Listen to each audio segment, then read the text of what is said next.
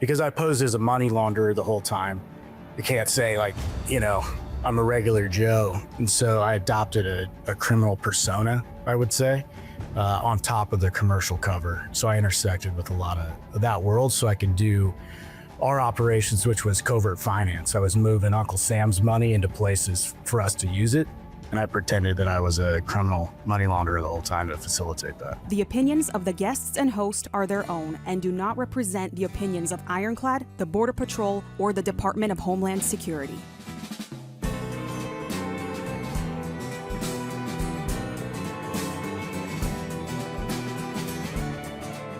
Welcome to Borderland, Narcosis, an Ironclad original presented by First Form.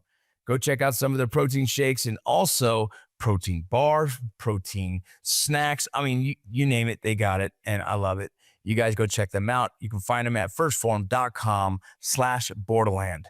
My next guest is Matthew Hedger, a former CIA undercover, essentially. He is a man who was working with the cartels and doing money laundering. It's a fascinating story, one of my favorites so far. You guys check it out. Well, Matthew, I'm excited for this interview. I love talking to CIA people. I think it's probably one of the most fascinating areas of our government. And I'm really excited to kind of dig into this.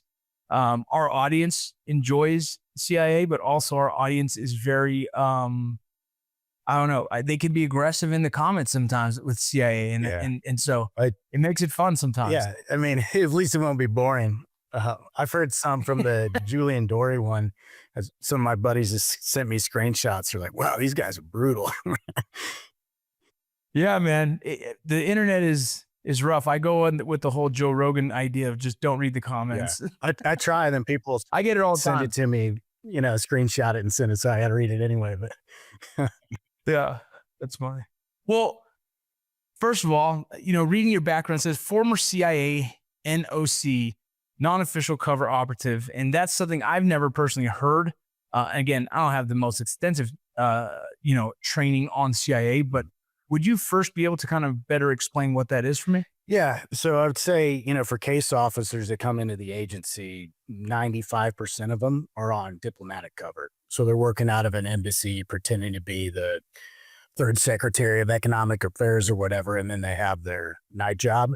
Whereas I posed as a business person. I didn't travel on a U.S. government, official passport. It was just a civilian as far as anybody knew. So it's just non-official cover. We call it commercial cover, but I think most people know it as non-official cover or NOC. That's, man, okay. That's interesting. I have another friend that would fall into that, I imagine, as well. So that's cool. How did you go from the Navy to becoming what in my notes to call it a criminal knock? Is that correct? Well, so no, it would just be a knock, but sometimes we used what I say like unofficially is called a crim cover.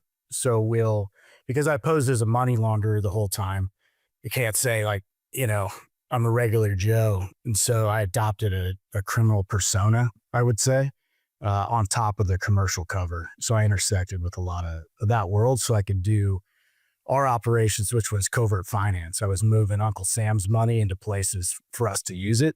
And I pretended that I was a criminal money launderer the whole time to facilitate that. I don't know if I'm allowed to ask this, but like when you start to work with the CIA, this is always fun for me. Yeah.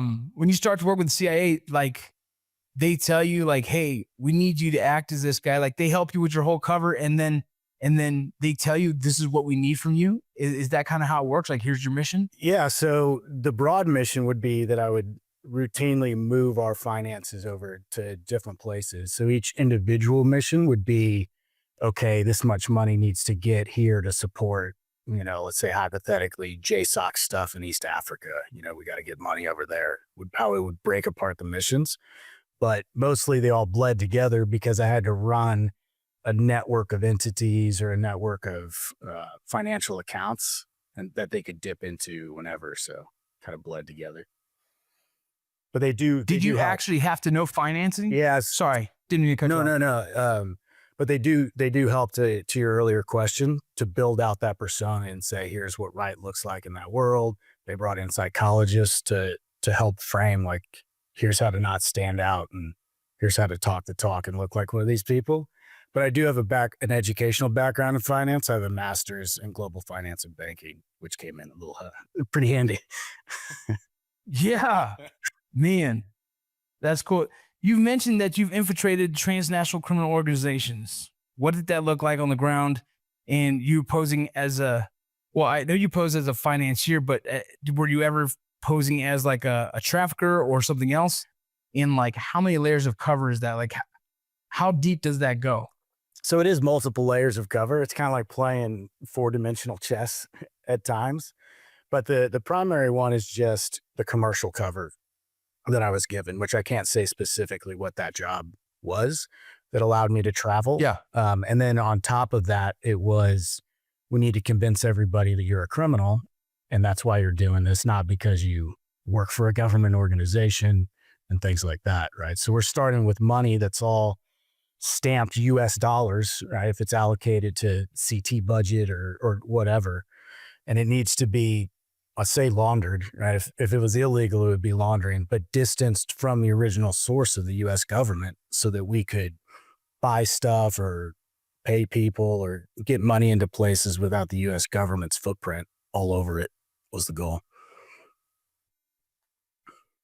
But you run into some shady cats, when you're in those circles. There's other people there for other reasons, right?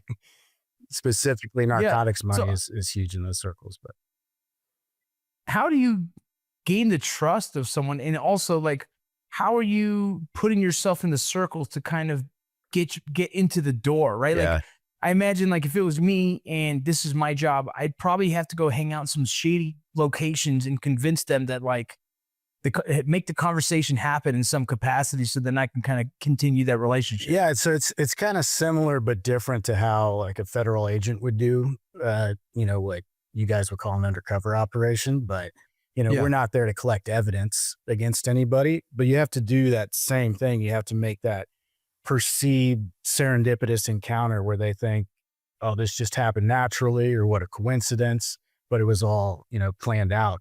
For me, it was kind of an accident. We knew that one of the adversaries was hiring private investigators to check into people. And they would have like a female call up to a PI where they thought, somebody like I lived and say, hey, I think, that my fiance's cheating on me. Can you look into this guy? And so it created an unofficial surveillance program against us.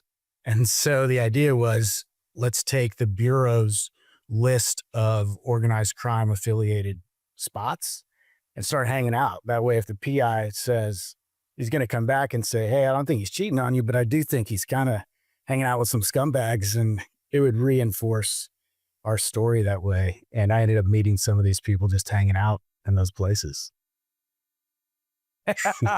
That's brilliant, man. It sounds, you have an overall mission, but it sounds fun to kind of manipulate the scene and create this space that where you're trying to get to. So yeah, it sounds exciting, man. I've seen a bunch of movies like that. Exciting was definitely a part of it. It wasn't boring for sure. So which cartel or criminal organizations were you able to infiltrate, if you can talk about so that? I can't name that specifically, just out of respect and out of a safety thing. I can't say which one specifically because I think that'd be pretty. So let me worry, but you were able to infiltrate a transnational organization and as well, can I say a cartel of some sort? Yeah, a Mexican drug trafficking organization. Yeah, a cartel was one of them.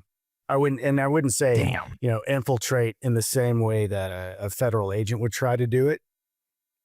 I wasn't like a card carrying member of the family or anything, right? I did business with them. They accepted me as a criminal, but I wasn't like a made man in the cartel or something like that. I don't want to overstate it. Yeah, no, I get you. That it in this kind of space, I think very accurate definitions are important because who knows who's listening. Right. And I know that some of the guys that I've interviewed, I got you. What was the main goal for your undercover work? Was it really just to kind of build rapport and then to get a better understanding of how these cartels, these criminal organizations manage money? So in the beginning, that was not the goal at all. The proximity that I was able to get to the crew that I ended up working around was kind of happenstance and luck. The original goal was just to be around it to give an excuse for who is this guy? What's he about? Oh, okay. He's hanging out with these people. That makes sense. And then for them to essentially provide the forest for me to hide my tree in with the money that I was trying to move, because they're the ones moving all the big money in that space. And so it wasn't really aimed at them at first until I started, getting inside their financial operations a little bit more. Then it was, how could I put it? It fed into existing intelligence collection requirements to also get visibility on where their money was and how they were moving it, and things like that. So not really any of the criminal So you activity said out of that. Yeah. Yeah, that wasn't the intention. The intention was for you to be able to move money on your own already. Yep. Correct? That's correct. And that money was associated with the CIA, and what you were trying to do is separate the distance from the government to somewhere else. Right. It could have been any government organization that was a client of ours that needed to, conduct what we would call a covert finance operation. And, that could have been a DOD element that needed something, right, somewhere. Or even, how do you pay informant networks, right, in another country? The money's got to come from somewhere, and you can't whip out the Uncle Sam's credit card to, buy stuff like that or pay people. So. Okay, so now I think I'm finally really understanding this, and I did not pick that up until now. So your job originally was just to help separate the money so that the government can use it in different capacities that doesn't connect back to the government, whatever that may be. Informants. Yeah, it could have been buying technology that we don't want people to know, ended up coming back to the United States, getting a hold of equipment that our soft guys use, that kind of stuff. Yeah, so then in the event of doing that, you kind of landed this other mission. Right. Is that's the truth? Yeah, it was not the original goal. And it was just like, oh my goodness, because we're constantly writing up contact reports in my profession, right? Everybody you meet, you got to write.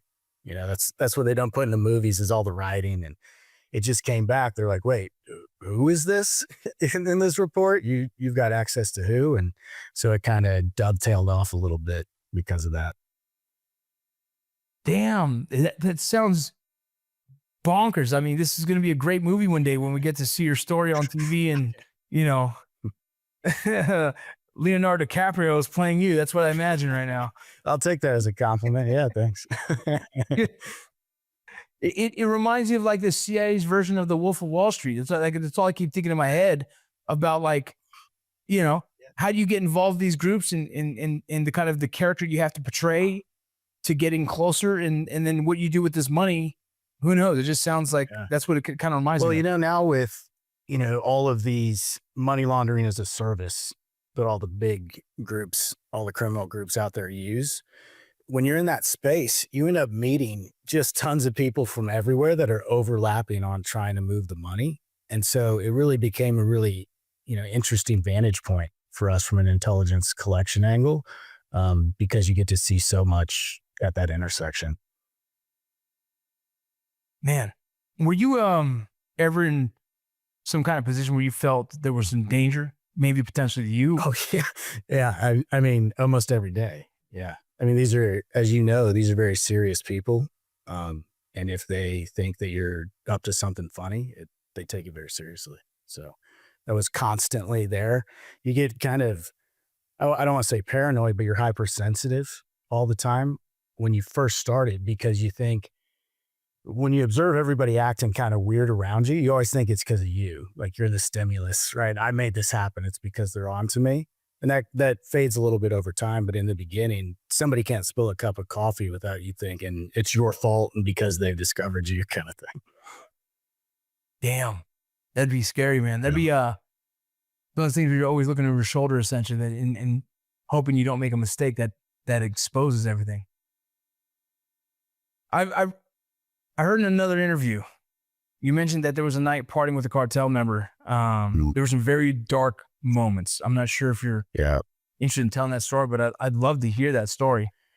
Yeah. So without, going too grandiose, and I don't want to be sensationalist about it, but in the beginning, as you know, with crews like this, there's always like a mud check, right? There's always this, let's see who you really are. Let's see how you react to stuff.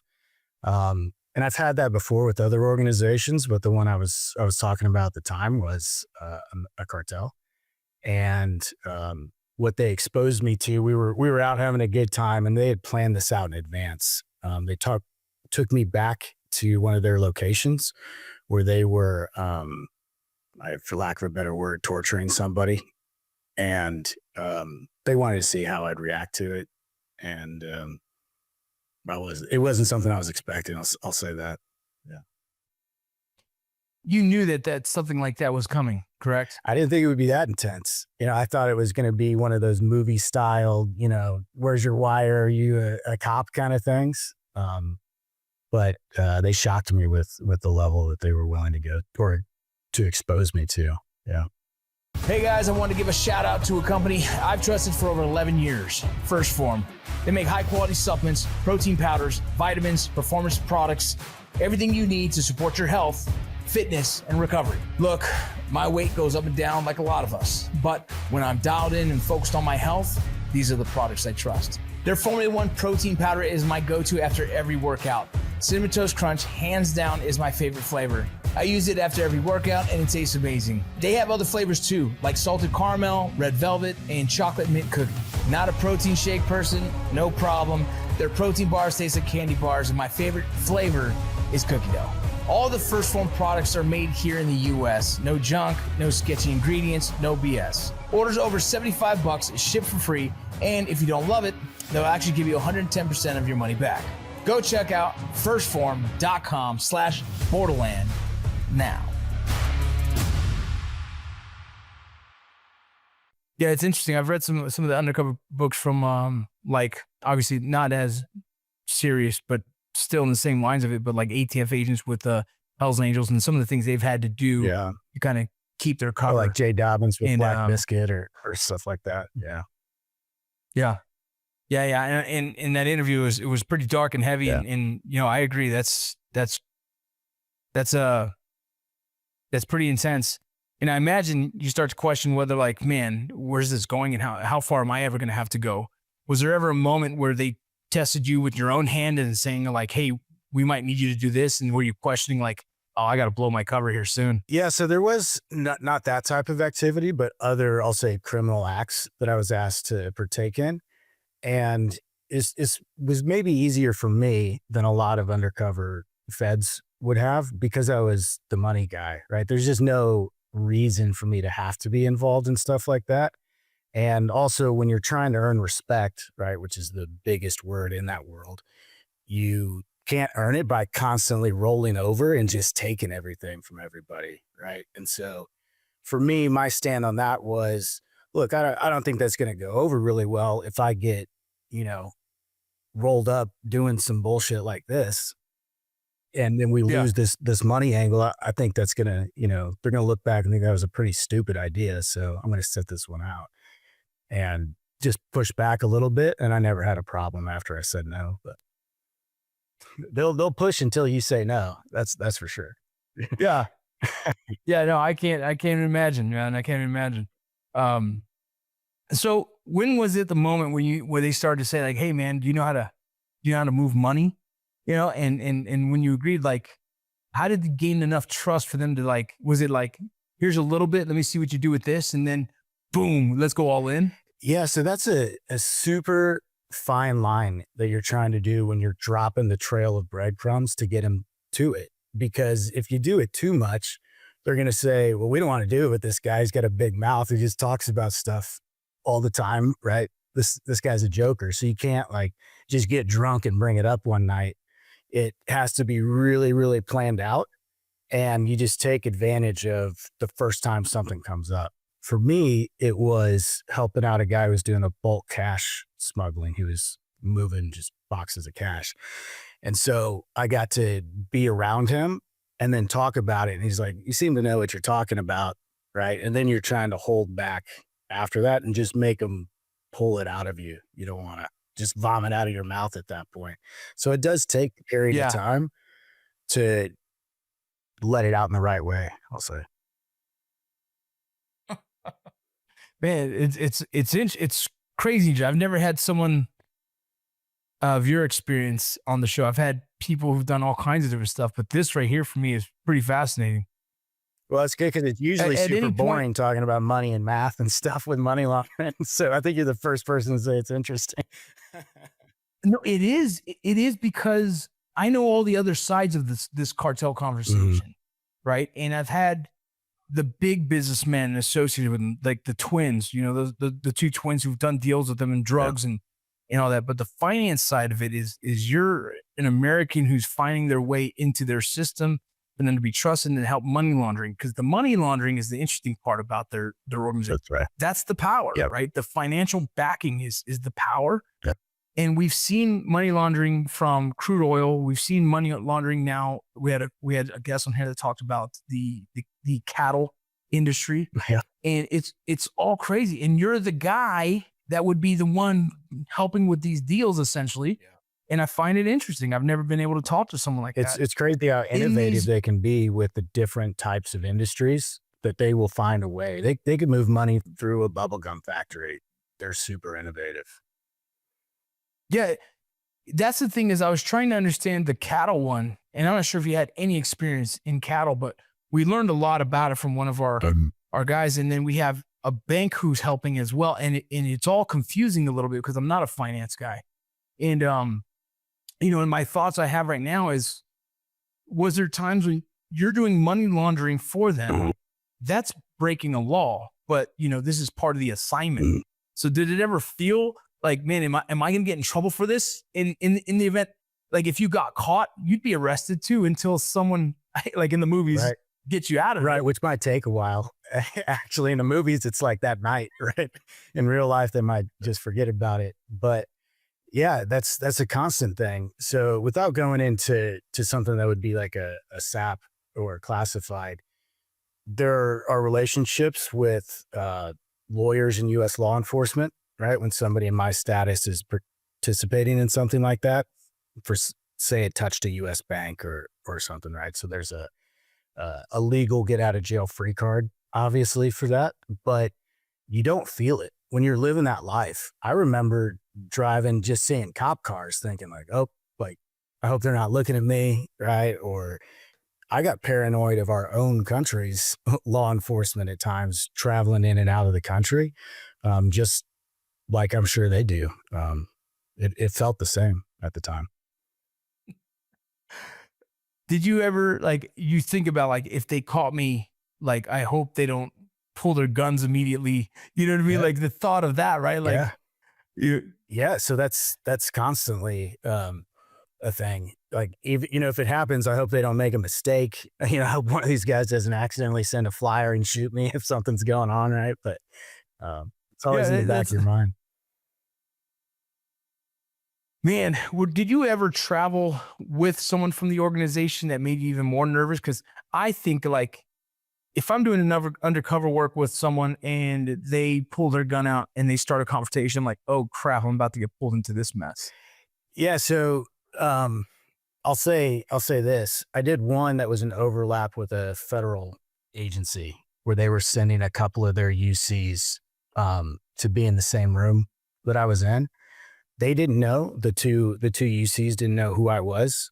And they were supposed to do a controlled buy at the time. And I was supposed to just be in the room, and they were, no offense to law enforcement. I know a lot of extremely competent law enforcement officers. Some of my best friends are. These two weren't. And they botched this buy like you wouldn't believe. And the whole time I'm just thinking, man, I hope somebody doesn't accidentally assume I'm with these two jokers and, you know, start shooting at me when this goes bad. But that's probably the closest I had to what you're asking. So they were supposed to be undercover? Yeah, those federal agents were supposed to be doing a dope buy in the room that I was in, and I was aware of it, and they were just messing it up pretty bad. And that became very nerve-wracking at the time to watch. Yeah. So you knew it was happening because of your own contacts? Right. Damn. That's crazy. So part of your cover was a money laundering expert. Mhm. When you started to really build trust, what was some of the amounts of money that you were trying to launder, and how did you do it undetected? If you can say, I understand, like, I'm going to ask the questions. Sure, yeah, yeah. You answer what you can, Yeah. right? Yeah. So, I mean, up to 8 figures at a time were some of the big ones. Oh. Yeah. Using a mixture. Cryptocurrency became a huge one when I was there. That was just becoming like the main, hey, let's migrate a bunch of stuff over here for the amounts of money. I mean, because you can take a compartmented thumb drive, put a cold storage wallet on it, and put all the money in the world and walk through a border checkpoint and not get caught, right? It's not like trying to take $10,000 in cash, through customs. So the ability to do cross-border based on cryptocurrency became huge. When, in the classics back in the day, art was a huge way to launder money. Art auctions were big. Oh, like buying a Monet or whatever? Exactly. Right. Because it's subjective, right? The price of the art is subjective. So if I want to overpay for it, there's nothing illegal about that. Right. And so I can transfer the money that way. And now you have the crypto version, NFTs, right? Where you got a digital picture of a monkey and somebody spends 50 million bucks on it. That's a money launderer's paradise, right? Because it's so subjective.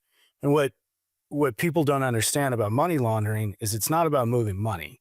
It's about transferring value, right? So like the case that just got exposed recently where Cartel is sending dope to Syria and weapons end up in Colombia to a guerrilla group, right? And that's how the cartel is paying for those guns. They're not sending the money, they're transferring the value in the gun payment, which is harder to track than if you're just following bank accounts that hop around the world, obviously.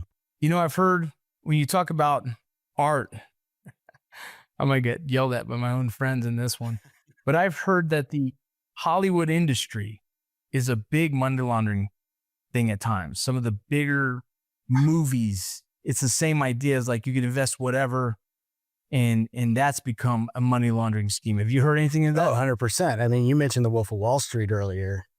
Money was laundered in the financing of that movie from Malaysia, right? This is a public thing now. Yeah. So there was a like $1 billion fund. I think it was called the 1MDB, the Malaysia Development something. And this guy who, you got to look this guy up. He was a character, Joe Low, this Malaysian guy. He was in his 20s. And he's hanging out with celebrities all the time on yachts. And one of the ways he laundered the money was he was a co-financer on the Wolf of Wall Street. I wouldn't say it if it wasn't public, but yeah, anybody can look it up. That's what I say. There's a lot of, I've heard, I've never been a part of it. I've heard, I can't get no one to fund my movies, but damn, yeah. No, I've heard that. And it's interesting when you say that. It's like exchanging value, I've heard the paintings thing as well. And the cryptocurrency is like, that's a hard one to avoid now. I've heard that's a big one right now. It's being used still. Yeah, and you can merge the two, right? So one of the difficulties with Bitcoin is, so people talk about fungible and non-fungible. One Bitcoin is worth one Bitcoin. $100 bill is worth $100 bill, right? It's hard to hide something in the middle of that. But if I want to overpay for a banana shipment, there's room in there to hide stuff. Art is one of the easiest just because the value is so subjective and the price can go outrageous at auction. So what's happening now is they'll combine the Bitcoin with the art idea, and they'll do what's called fractionalization of art or artifacts. So they'll take a painting, let's say like a Monet, and they'll digitize it and sell pieces of it to 1,000 different people, right? In the NFT world. And those can go for as much as you want, right? The digital land in the metaverse is just the exact version of laundering money through real estate, except that it's more subjective.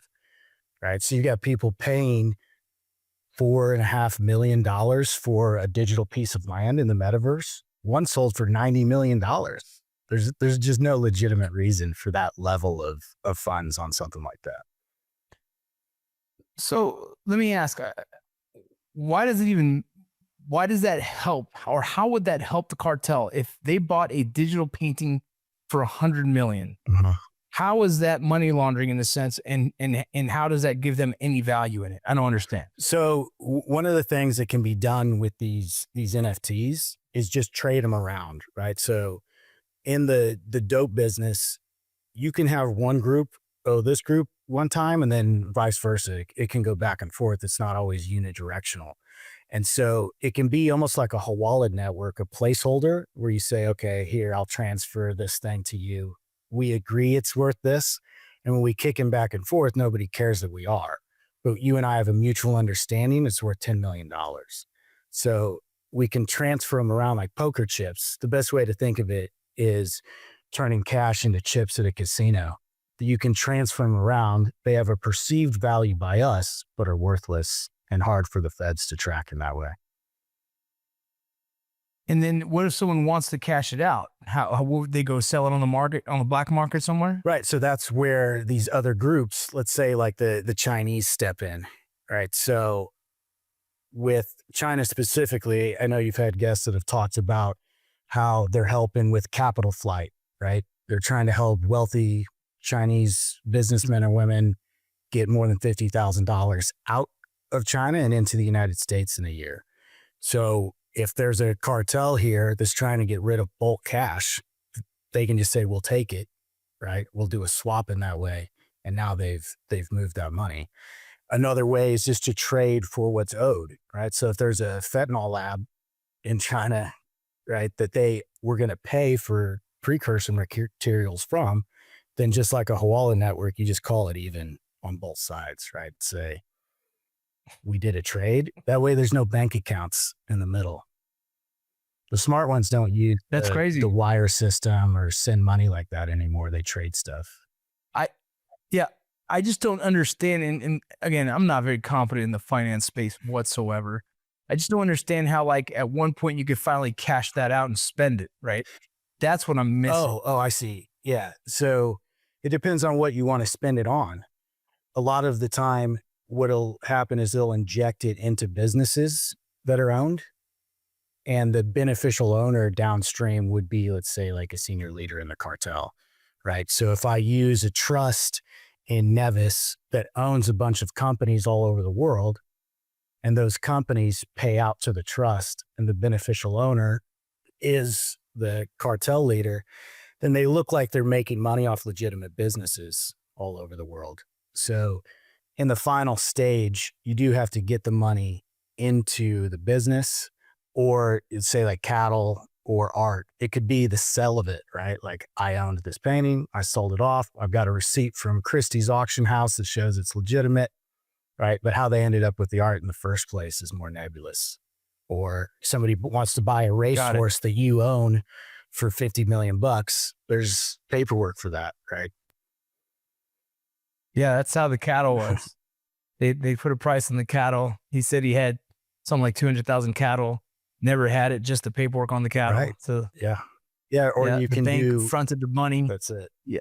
You can also do what? Yeah, the bank fronted the money for the 200,000 cattle, but there was never cattle. Right.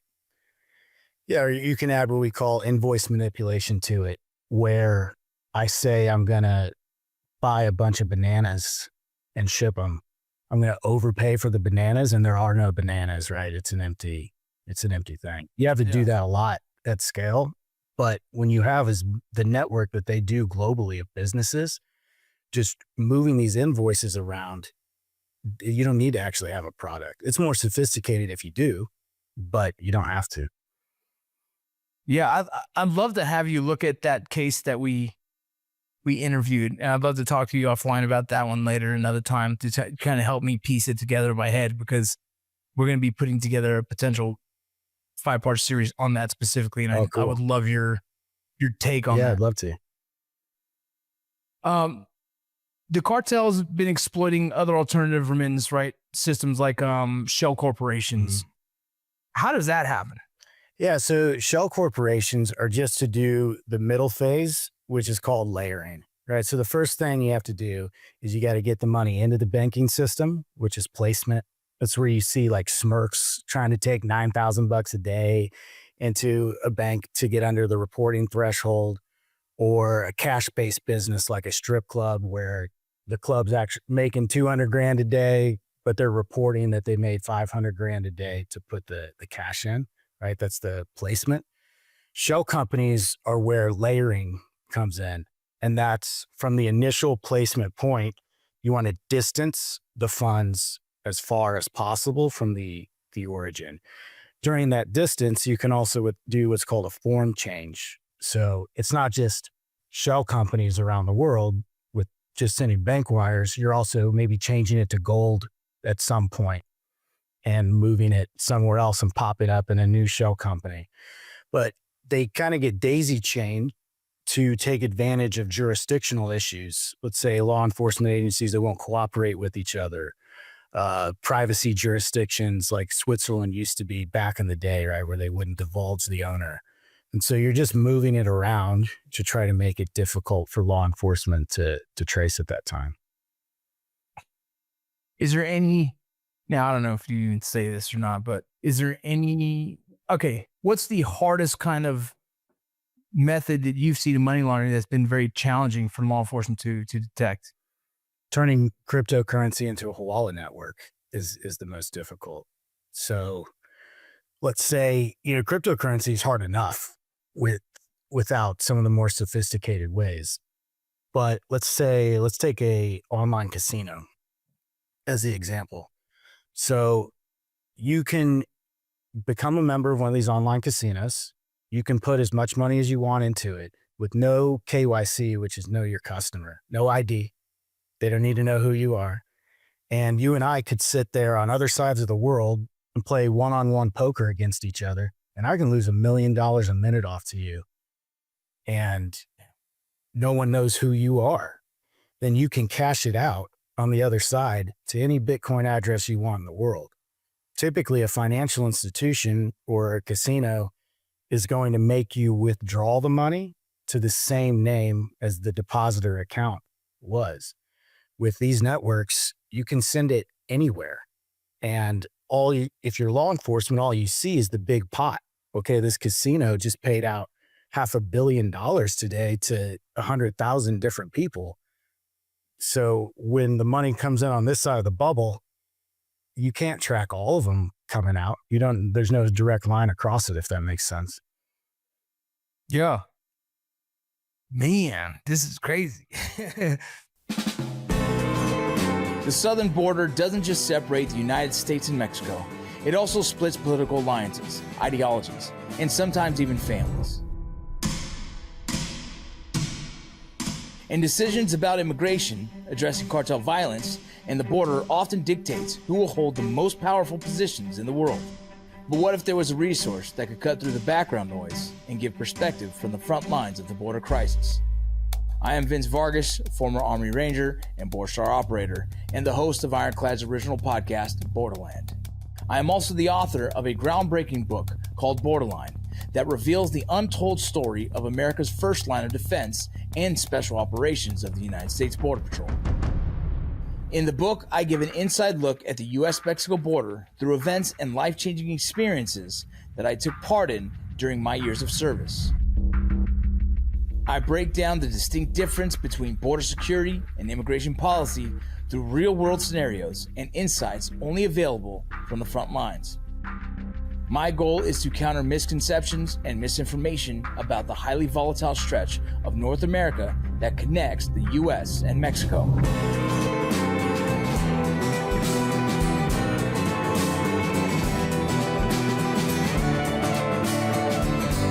So head over to wherever you buy books and pick up a copy today. Do you ever do any major work with a bank? Like, was there any kind of financial institution that wanted to work with you, or did you guys have a partnership? So this, I'm going to avoid a really sensitive thing here, but there are a lot of financial institutions in the world or in the United States that are very patriotically minded. And do work with the government to help catch this kind of activity. At times, there are some. Yes. Nice.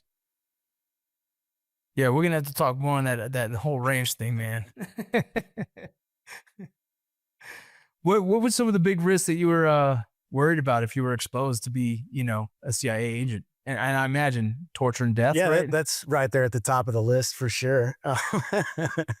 um, one of the biggest risks that isn't, let's say, a selfish risk is I had my hands in so many different pots that led to different operations that if I had been exposed, it could have exposed a lot of other things at the same time. Oh wow. Right. Yeah. And so like just looking out, in my instance, let's say for the warfighter that I'm supporting, down the chain, that was always part of the responsibility of, and if you mess this up, it could expose, a whole team's operation or, other people in this fight. So aside from the personal risk, that was a big one all the time.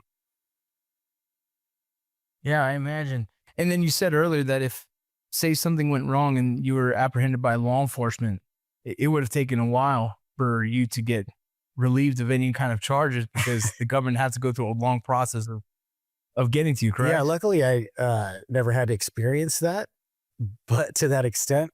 But, even overseas, if you get rolled up by a local security service and you're a diplomat, right, you're going to get PNG'd from a country. They're going to send you home in 48 hours. If you're not, you could be there quite a while, depending on how much they want to cooperate with the U.S. government, should they choose to claim you. But try not to think about that at the time. Yeah.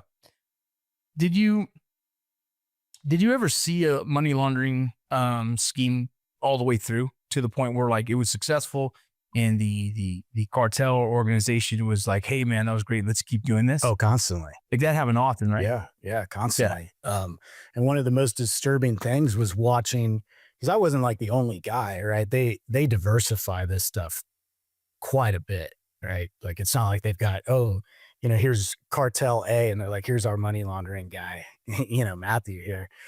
They're super diversified with this. And so I knew other people who moved money for the same group. Some of them who used to be like economics professors before. I mean, like smart people. These weren't people trying to figure it out as they went along. One of them was a former tax law professor at an Ivy League university. So, I mean, I learned a lot, but one of the disturbing things was I never saw any of them get caught on their own. Right. Like you would think these guys are dropping like flies getting caught, but it wasn't just not often. I never watched one of them get caught at the time. So and that's only my perspective. That's a lot of money. Yeah. Right. So if that's just the keyhole that I'm looking through, it's indicative of how big the problem must be. Do you think that the U.S. government fully understands like the significance and like the sophistication of the money laundering that's happening across the board with all organizations like that? Absolutely not. I think that, and there are exceptions, but I think that we have significantly underestimated this adversary specifically, and that we have a tendency, I still see reports by anti-money laundering organizations all the time. One just came out, they called one of the big two cartels too unsophisticated to launder cryptocurrency. It was like this huge headline that just came out a couple of weeks ago. And this is by probably the biggest cryptocurrency investigating firm in the world. And so if we're going to underestimate this adversary to that extent, right? This idea that, Pablo Escobar over here is sitting poolside trying, jamming in the computer, trying to figure out how money works or how crypto works, is completely ignoring the fact that they can outsource and hire the smartest people in the world to solve their problems because they have the money to. And so I think that underestimating the intellect and miscategorizing a lot of those people as these knuckle dragging idiots has led us to a bad spot in comprehending this problem specifically.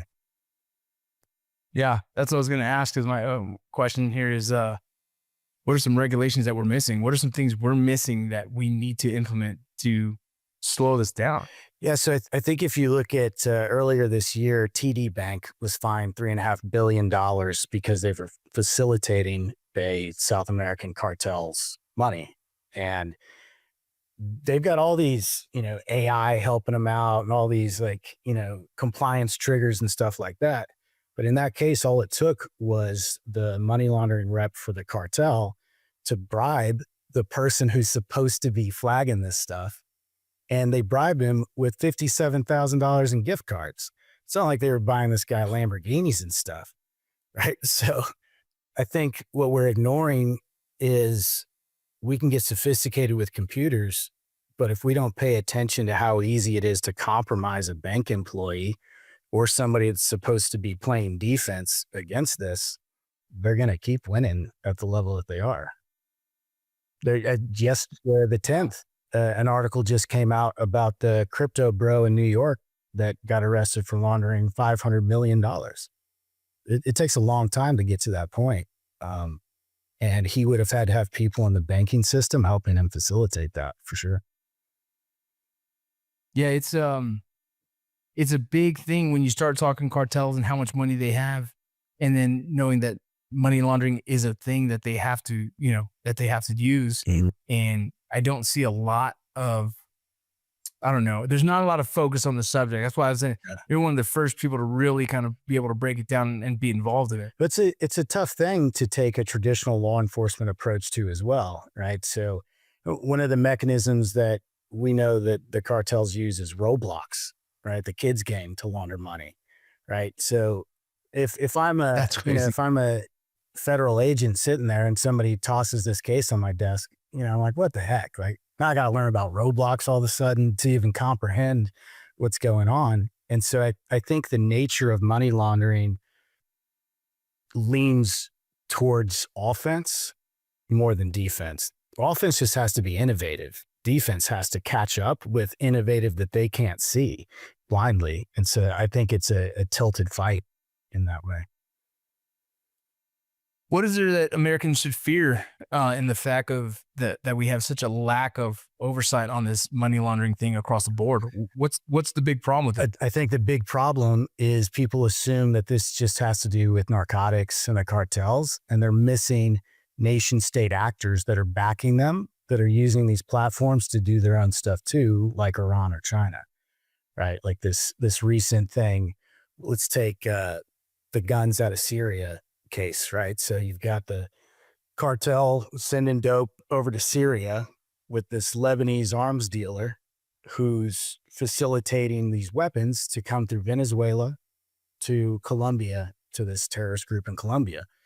Well, there's a reason that he's Lebanese, that the guns came from Syria, and that Venezuela was the transshipment point for the guns. And that's because Iran is the one that's helping them, facilitate this.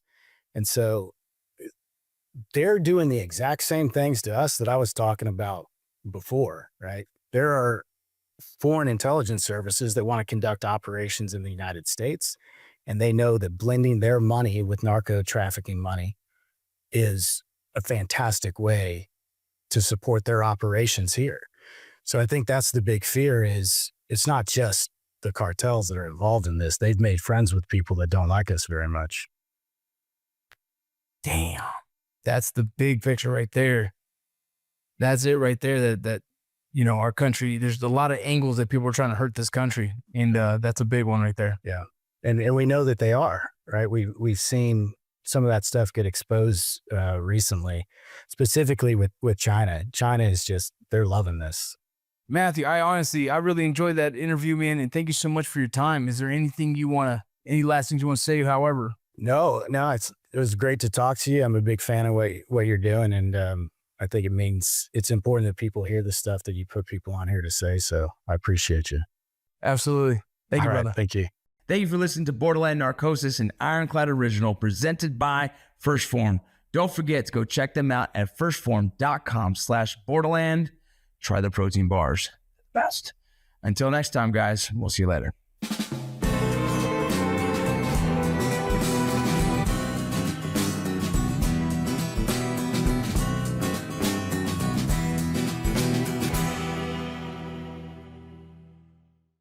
Yeah, the messaging was, hey, we destroyed and vaporized Al-Qaeda, but they're back. I'm curious your thoughts.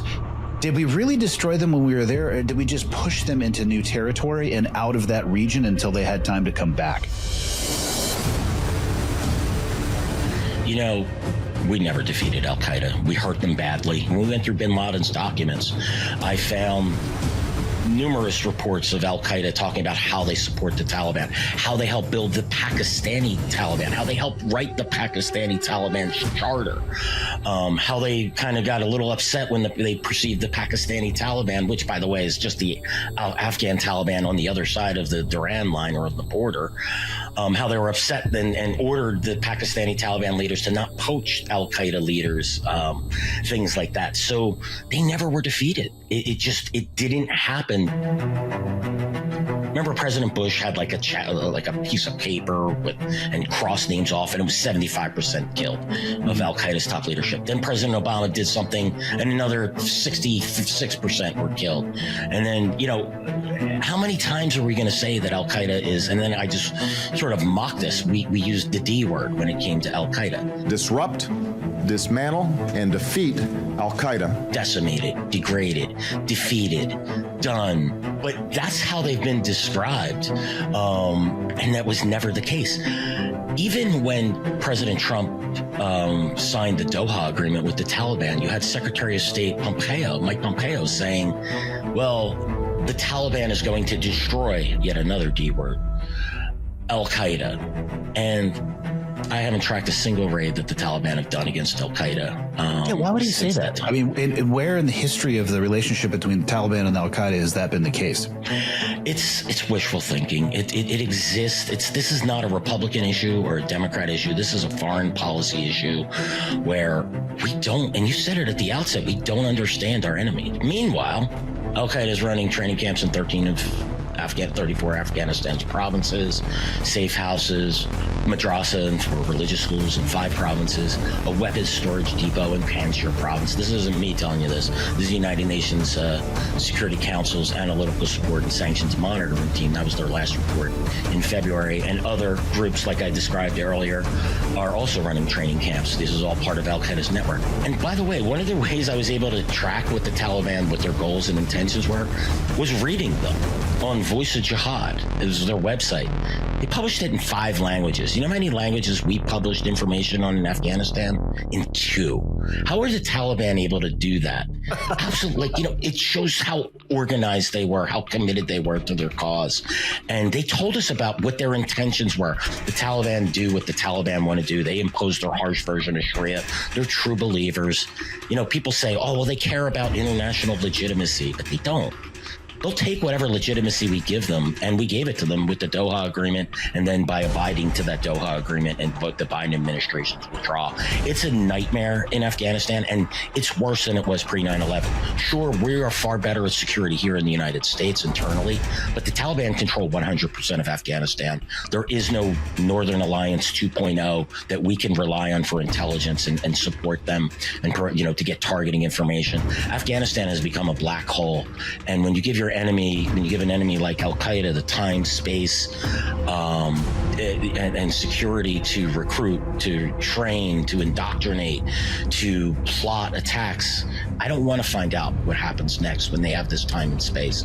And we're not just there in Afghanistan, we're there in Syria now as well. Can you imagine if we had a time machine and we could go back to just right after 9/11 and sit down with the Bush administration and be like, listen, if we do this on the plan that you want to do, 20 plus years from now, we're actually going to be equipping, arming, and housing the same Al-Qaeda organization in Afghanistan through U.S. equipment, resources, and infrastructure that we built.